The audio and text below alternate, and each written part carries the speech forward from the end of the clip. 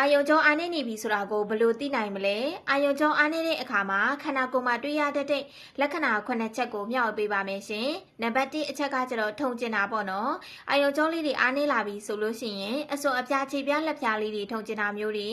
ခြေထောက်တွေလက်တွေထုံကျင်တာမျိုးတွေခြေချောင်းလေးတွေလက်ချောင်းလေးတွေထုံနေကျင်တဲ့ဝေဒနာကိုခံစားရတတ်ပါတယ်ရှင်နံပါတ်2ကတော့ပိုချမ်းတတ်တာပေါ့နော်တာမန်ရာသီဥတုအခြေအနေမျိုးမှာတောင်မှပဲခိုက်ခိုက်တုံအောင်ချမ်းနေတာမျိုးတွေ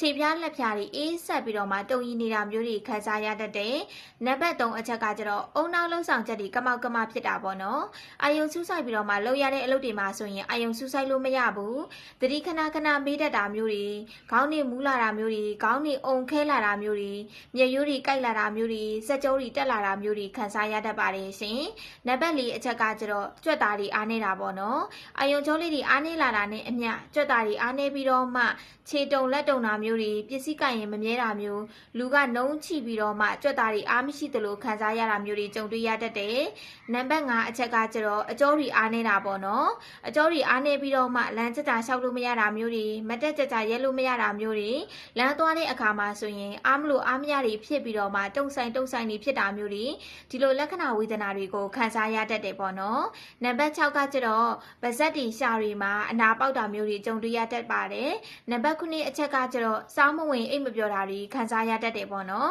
။စားလိုက်တဲ့အချိန်မှာဂရင်းမလိုက်တာမျိုးတွေအစာမကြေရင်ပြည့်ရင်ကဲဖြစ်လာတာမျိုးတွေစောင်းမဝင်အိတ်မပြောတာမျိုးတွေပေါ့နော်။ဒီလိုလက္ခဏာဝေဒနာတွေကိုတွဲဖက်ပြီးတော့မှခံစားရတတ်ပါတယ်ရှင်။ကိုကအာယုံကြောတွေအားနေပြီးတော့မှအခုပြောပြပေးတဲ့လက္ခဏာတွေခံစားနေရပြီဆိုရင်တော့အာယုံကြောလေးတွေကိုပြန်ပြီးတော့မှအားကောင်းစေတယ်။သွေးလိမ်လက်ပတ်မှုစနစ်ကိုလည်းမှန်ကန်စေတယ်။ညဘက်ဒီမှာဆိုလို့ရှိရင်လည်းကောင်းကောင်းအိပ်ပျော်တယ်ပေါ့နော်။ထုံနာကျင်နာဝေဒနာကိုအမှန်တကယ်သက်သာစေတယ်။ဒီရဲ့မိမိစိန်လေးကိုမှီဝဲပေးလို့ရပါတယ်ရှင်။သူကတလားစာပါတဘူးကို1300မှာဒလီရောက်တဲ့မျိုးတော်တော်များများကိုအင်ရောက်ငွေချေပို့ပေးတယ်။နယ်ဘက်တွေရွာဘက်တွေဆိုရင်ဂိတ်တင်ပေးပါတယ်ရှင်။ဘေးထွက်ဆိုကြိုးလည်းလုံးဝမရှိဘူးပေါ့နော်။သူ့မှာပါဝင်ပစ္စည်းတစ်မျိုးချင်းစီကိုလည်းဖော်ပြပေးထားတယ်။မှတ်ချက်လေးလည်းပါတယ်ပေါ့နော်။ဒီဆေးဘူးကိုဖောက်ပြီးဆိုလို့ရှိရင်2လအတွင်းမှာကွန်အောင်တောက်ပေးရမယ်ပေါ့နော်သူကတော့တလားစာပါတဘူးပါရှင်မြို့နယ်တိုင်း